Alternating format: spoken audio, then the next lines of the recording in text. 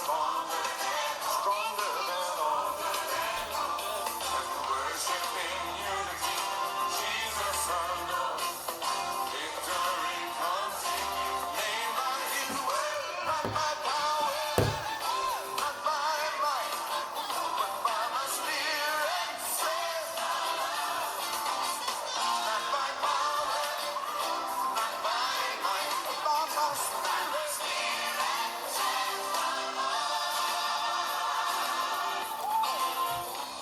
by power, not by might, but by my Spirit, says, for my Spirit, says, oh, not power, not by might, by my Spirit, says, not by power, not by might, by my Spirit, says, not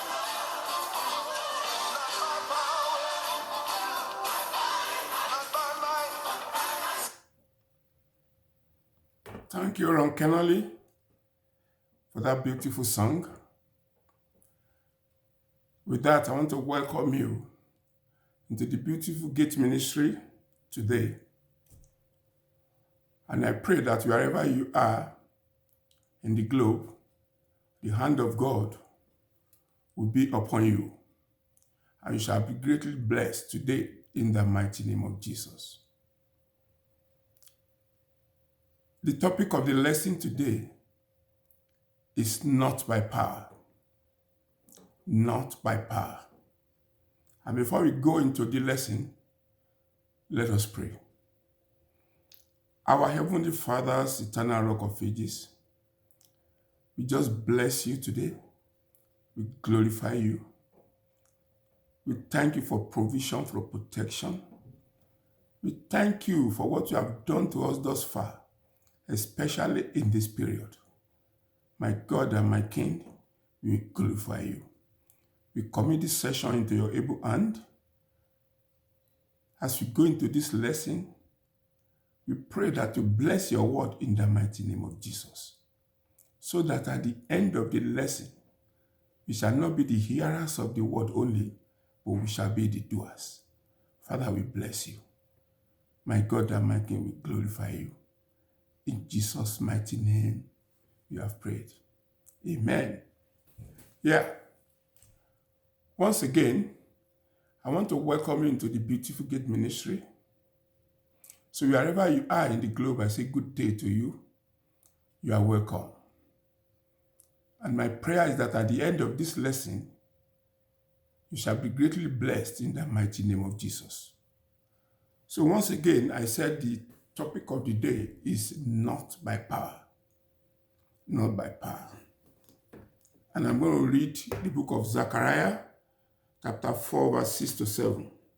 It says, "This is the word of the Lord to Zerubbabel, not by might nor power, but by my spirit, says the Lord of hosts. Who are you, O great mountain, before Zerubbabel? You shall become a plain, and he shall bring forth the capstone with shouts of grace, grace to all." Let me start this lesson by letting you know that in life, we face different kind of battles. In life, we face different kind of battles. Nobody is immune from these battles. You may be having it rosy for now, but I tell you, battles of life will still come. Battles of life will still come. Some battles you can win, and some you cannot. No matter how you try, you cannot win them. There are battles that cannot be won. Let us take a look into the Bible and look at some examples. When there was a siege over Samaria, the king of Israel could not help the situation. A woman saw the king passing, and she cried for help. And the king told her, if God does not help you, there is nothing I can do. The king was helpless. The king that was supposed to be, a custodian of protection in the city, it got to a stage that his hands were tied. There was nothing he could do in the siege. So I want to let you know that there are some battles that will come your way in life, and you have no solution to them. And there is nothing you can do about it.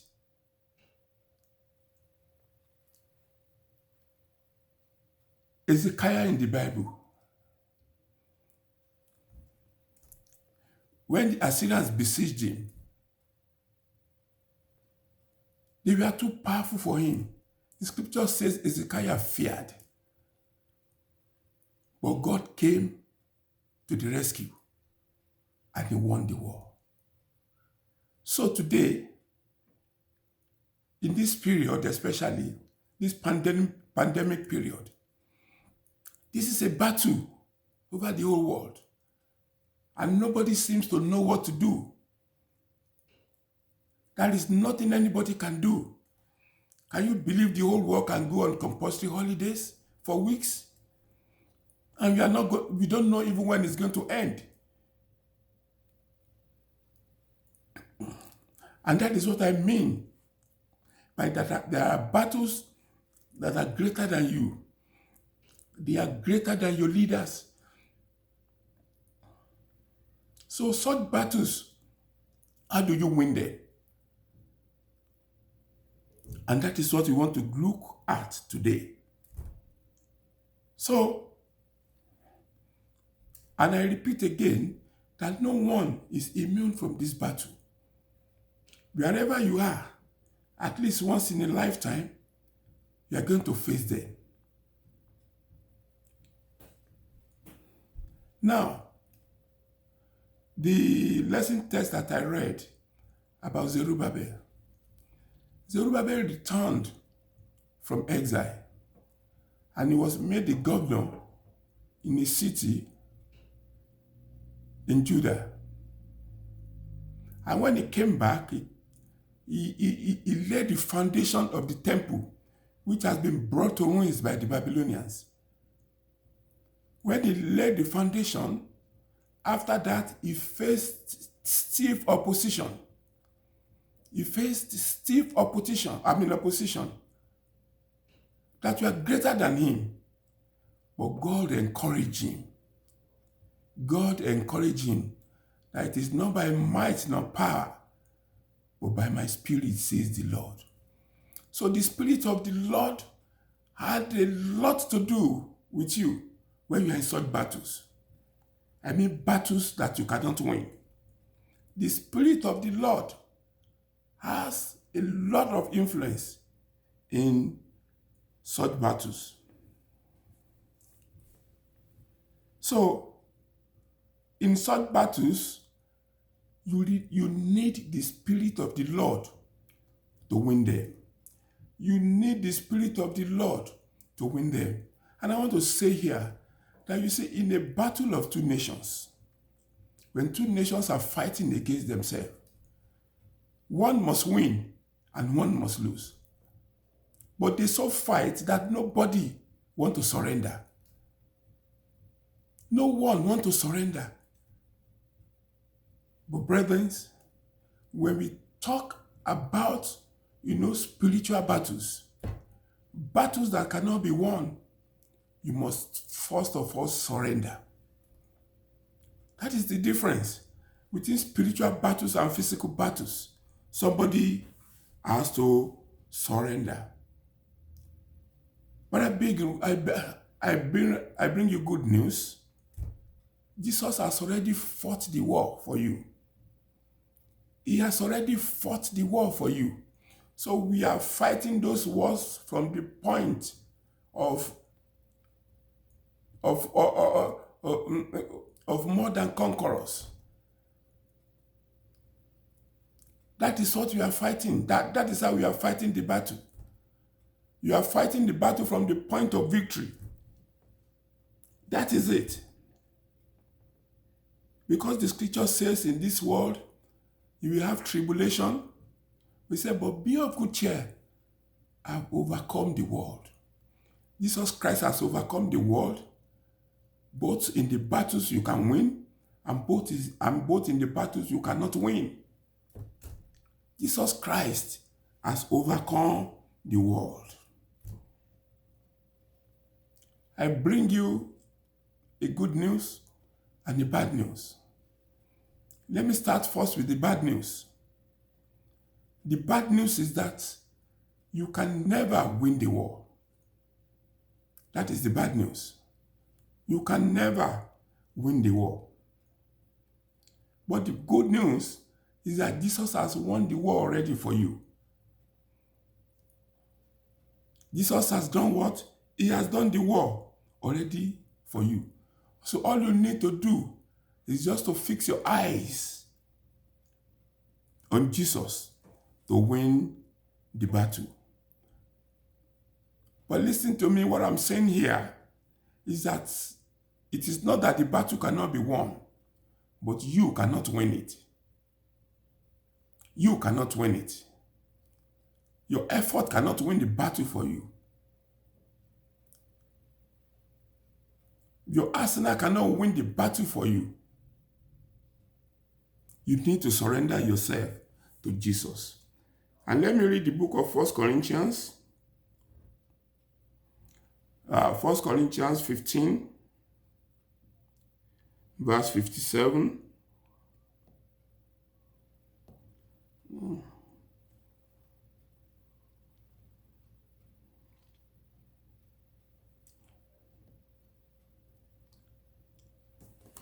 First Corinthians 15, verse 57. He says, but thanks be to God who gives us the victory through our Lord Jesus Christ. Thanks be to God who gives us victory through our Lord Jesus Christ. So the victory can only come from our Lord Jesus Christ. So that is why we need to fix our eyes on Jesus. Now, the battle of life, they want to destroy you. They want to destroy your home. They want to destroy your family. They want to destroy your marriage. They want to destroy your children. They want to destroy your walk with God. And finally, they want to destroy you. Let's see 1 Peter 5, 8 to 9. 1 Peter 5, 8 to 9.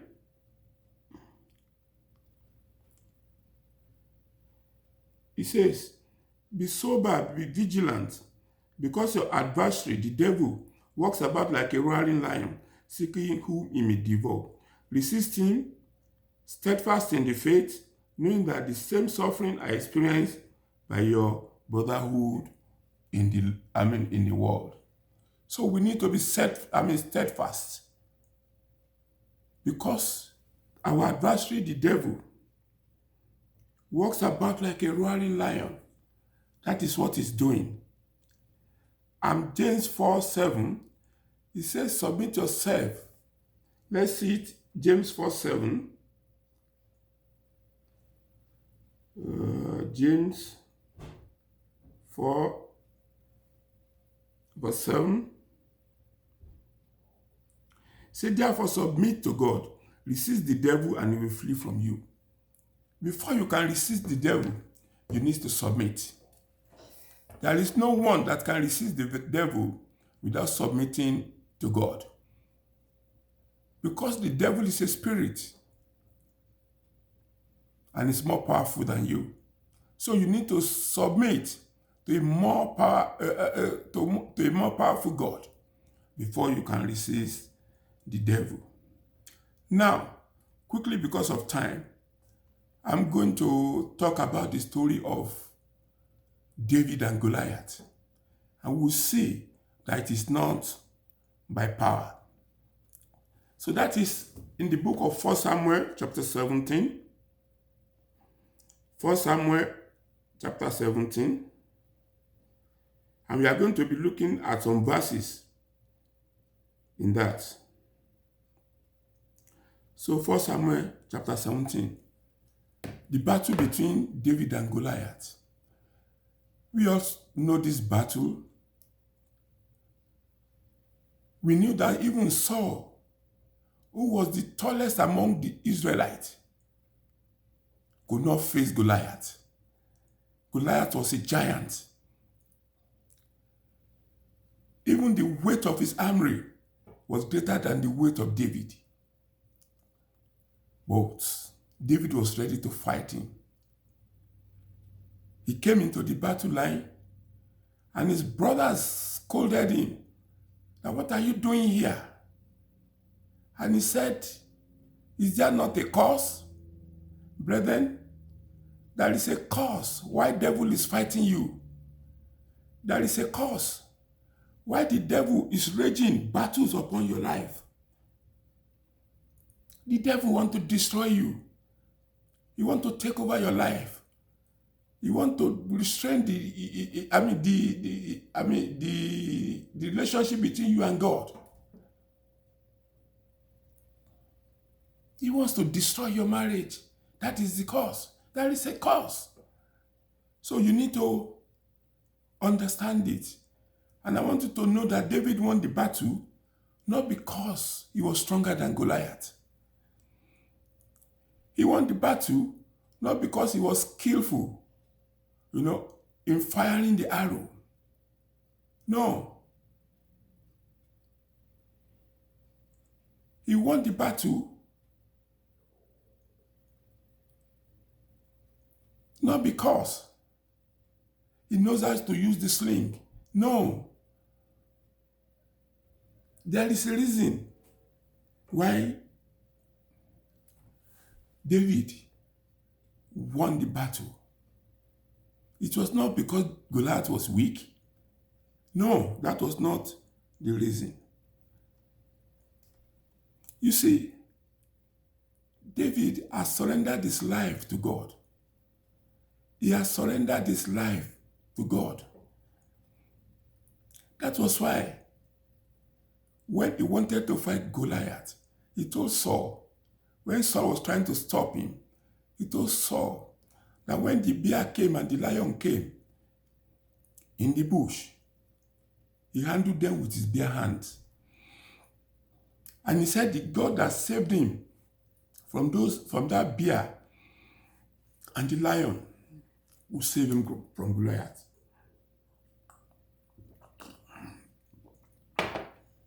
So which means he was not relying on his effort. Right from the start, he relied on God. He was able to look at his past. He knew what God has done for him. And he knew that the God that has done this for him will equally do better things for him. And that is what happened. Before he even fought Goliath, he saw victory before the battle. So he was confident. He was not afraid. Because he saw victory, he knew that God has overcome Goliath already in his life. That is why he was not afraid. I want you to remember that Jesus Christ is our commander. Jesus Christ is our commander.